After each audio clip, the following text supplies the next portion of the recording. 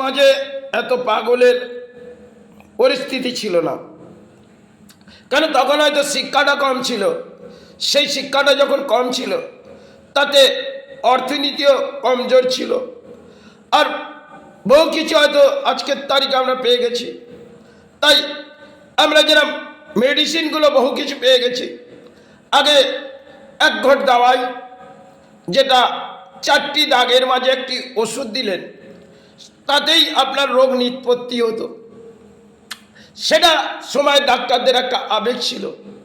আজকে দেখবেন আমাদের রাজ্য কেন, ভারতবর্ষে বহু রাজ্যে, আর সব থেকে বেশি দুর্ভাগ্য আমাদের বাংলায়, যেখানে পাগলের সংখ্যা অধিক। কেন আজকে দেখবেন সেজে গুজে পথে কিছু পাগল দেখা যায়, তারা তারা রোগ ব্যাধির মাঝে এসে যায়। আর সমাজে এখন শিক্ষাসেবী সমাজ কিছু চিৎকার করে ফেলে, সেটাই হচ্ছে একটা পাগলের অংশের খেলা। কেন এখন বর্তমান সময়ে আমরা যাদের জন্য চিৎকার করছি আর মনোবৃত্তি নিয়েছি, সে এবার মাঝে পাগল হয়ে লড়াই করব।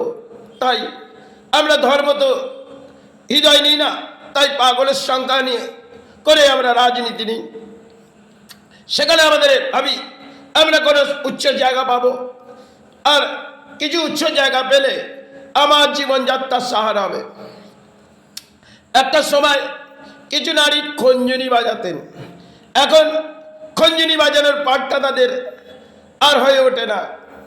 কেন কোনো নাম জায়গায় নাম হলে তারা একটি গুরু দীক্ষা নিলে তারা মনে মনে একটি জপ করতেন, আর জপের পরে একটু খঞ্জনি বাজিয়ে নিতেন। আজকে দেখবেন খঞ্জনিটা বাজে রাজনীতির মাঝে। কেন এখন ডিজে বাজানোর সেবা, আর ডিজেটা যদি বেশি করে বাজে তাহলে আমরা বেশি করে নেচে কুদে নেব, আর ধর্মের মাঝে আমরা এসে যাব। কেন পরিবার, এখনকার পরিবার, তারা মাথার মধ্যে প্লাস্টিক তো আবির্ভাব করেছে, আর স্বামীকে বলেছে দেখো তুমি সেজে গুজে নাও। বললো কেন? বললো সেজে গুজে নাও, আমিও সেজে গুজে নিই।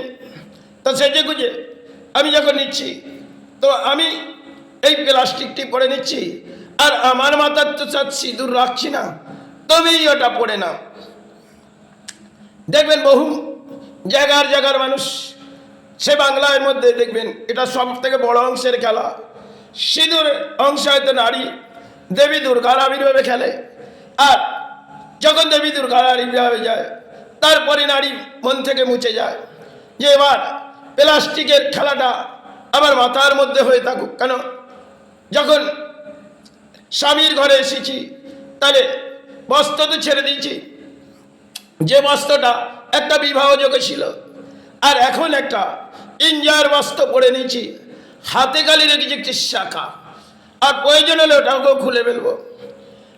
আর প্রয়োজন যখন হবে আমি কোনো ধর্মস্থানে যাব, তাই এই বস্ত্রটা ধারণ করে নেব। এই হচ্ছে সমাজের পরিস্থিতি। যখন তার নারীর প্রয়োজন হবে তিনি কিন্তু সেই কাপড়টি পরে নেবে, তারপর তিনি চুড়িদার পরে নেবে। কেন এখনকার বর্তমান দিনে তারা যে শ্বশুর বাড়ি যাক না কেন, সেই মাতা পিতার তারা তাদের সম্মান দেয় না। আগে গুরু সম্মান হতো আর মাতৃ সম্মান হতো, এখন একটা অহংকারে বলি যে আমি যখন ঘরে প্রবেশ করেছি তাহলে এই সম্পত্তি আমার, আর এই ঘরে যখন তোমার সন্তান নিয়ে এসেছে তাহলে আমার অংশের ভাগ কিন্তু রেখেছে, তাই ওটি আমার নামকরণ করে দাও। কেন যখনই কোনো বাসস্থানে কোনো কন্যা সন্তান যাবে সেখানে কিন্তু তার হৃদয়টা বেজে যাবে। যখনই তার কলিযুগের আমাদের চাহাত, সেই চাহাতটা আমরা পুরো করার চেষ্টা করব। যখনই এক বালিশে মাথা পড়ল তখনই এক হৃদয় জড়িয়ে গেল, আর নারী আর পুরুষের একটা লড়াই। আজকের তারিখে নারীও কর্ম করছে, পুরুষও কর্ম করছে, সবই কিছু একটা সময়ের খেলা। তাই একটা সময় যে ঘরের গার্জেন ছিল তারা কিছু শিক্ষা দিয়েছিলেন, আজকে সেই শিক্ষাটা সমাজ সরিয়ে দিয়েছে। হ্যাঁ, অত্যন্ত শিক্ষিত সমাজ, তাই এখন আমরা ছুটি কথা কিছু ডাক্তারের কাছে, কেন আমাদের নার্ভের প্রবলেম এসে যায়। আর একটা সময় আমরা যখন পুজো পাঠের মধ্যে ধ্যান নিতাম, তখন এই রোগের ভিত্তি ছিল না, কেন আমাদের মনের মধ্যে একটা অসৎ বলি সর্বসময় থাকে। তাই আমরা একটি রোগের মাঝে ব্যাধি নিয়ে আমরা এখানে ওখানে ছুটে থাকি। কখনো দেখবেন পায়ের প্রবলেম, কখনো হাঁটুর ব্যথা, কখনো মাথার, আর 4টি রোগের বাসা আমরা করে রেখেছি। আর প্রয়োজন হলে একটি কবচ গলায় বেঁধে নেব, কারণ যদি কোনো প্রয়োজন হয় সেখানে কোথাও ছুটবো, সে কোথায় কি দান ভিত্তি দিতে হবে, দিয়ে একটি কবচ ধারণ করে নেব। আর সমাজে কিছু তান্ত্র আছে, তারাও বসে পড়েছে যে এই সমাজ থেকে কিছু অর্থ সঞ্চয় করতে হবে। তাই একটা সময় তান্ত্রের যারা কাজ করেছেন তারা তো ডিগ্রি নেয়, এখন বড় বড় সমাজে অ্যাস্ট্রোলজার বসে গেছে, তাদেরও অর্থ চাই, তারাও একটি করণীয় কাজ করছে, যেটা হচ্ছে সমাজ থেকে একটা নাম ছড়াবো, আর নাম ছড়িয়ে যেমন একটি পাথর ধারণ করাবো, প্রয়োজন হলে একটি কবচ, সেই ধরনের কবচ করে তাকে একটি নির্ধারিত ধরে দেবো, আর হাতে কিছু অর্থ সাহারা হিসেবে। তখনকার দিনে জ্যোতিষকে বলা হতো, যে জ্যোতিষের কাছে আমি কিছু শিক্ষা অর্জন করেছিলাম, যে জ্যোতিষ পরসুখ দেখে, তার জীবনের সুখ হয় না, এটা কিন্তু সত্য। আজকের তারিখে জ্যোতিষগুলো দেখবেন তারা ইন্টারনেটের মাঝে বহু কিছু লড়াই করে। একটা সময় এ সমস্ত কিছু ছিল না, আর না ছিল হাতের মধ্যে ফোন, কিন্তু তখন বলিটা আমাদের সতেজ ছিল, এখন কলিটা আমাদের অসৎ বলি। আর এই অসৎ বলিটা যতটা সময় এসেছে ততটা আমরা ধর্ম হারিয়ে ফেলেছি আর অধর্ম জাগিয়ে নিই। তাই কলির অংশে যখন আমরা অধর্ম জাগিয়ে নিয়েছি, তাহলে ধর্ম আমাদের কাছে সরে গেছে, আর কিছু কিচকার হয়তো আমাদের ধর্মের মাঝে এসে। যাই হোক, এই সমাজে উৎপাত, সেখানে রাজনীতির বলিতে হবে, ধর্মের বলিতে হয় না। কেন ধর্মটা একটা সময় যারা সাধনার জগৎ থেকে বুঝিয়েছিল, আর সমাজে কিছু মানুষ বুঝেছিল, আজকে সে সমস্ত ইতিহাস আমাদের কাছে সরে গেছে, চলে নতুন কিছু চলে এসছে রাজনীতির বাণী, আর সেই বাণী আমরা আবির্ভাব করে নেব।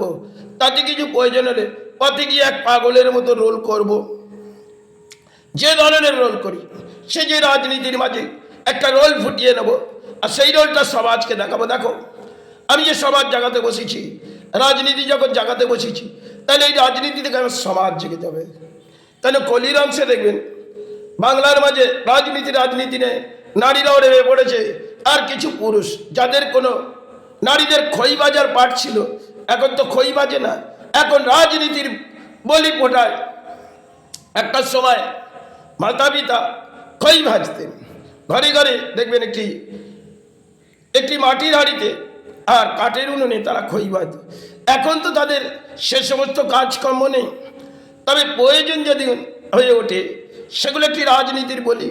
আর যাই, যখন আমাদের নেতার আবির্ভাব হবে, পথে গিয়ে আমরা একটা জনজোয়ার ভাসাবো, আর সেখানে যে বলিটা আমরা দেবো, যেন অসৎ বলিকে সৎ করে দেবো। এই হচ্ছে কলির অংশের খেলা। যাই হোক, কলিতে যে অংশে চলছে তাতে কিন্তু পরিস্থিতি একটা সময় অত্যন্ত দুর্ভাগ্য নামবে।